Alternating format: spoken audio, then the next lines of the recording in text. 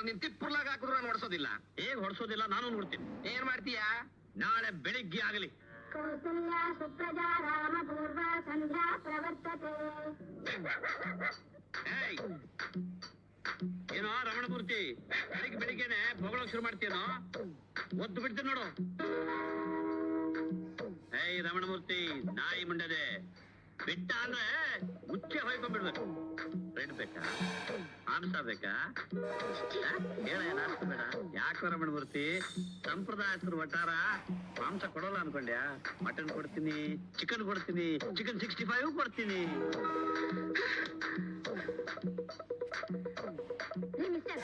ಏನ್ರಿ ಇದು? ನಾಯಿ. ನಾಯಿ ಅಂತ ಗೊತ್ತು, ಏನ್ ನೀವು ಬೈತಾ ಇರೋದು ಅಂದೆ?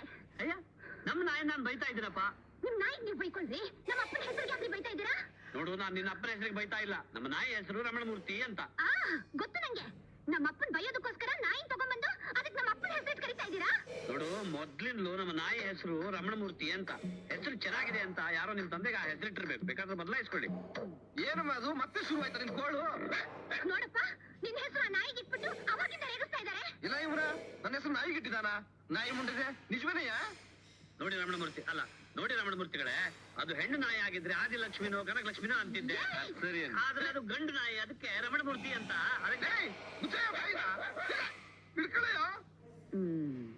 ಏನೋ ಗಣೇಶ, ಆಗ್ಲೇ ಜಗಳ ಶುರು ಮಾಡ್ಬಿಟ್ಯಾ? ನೋಡಿ ಬಿಡೆ.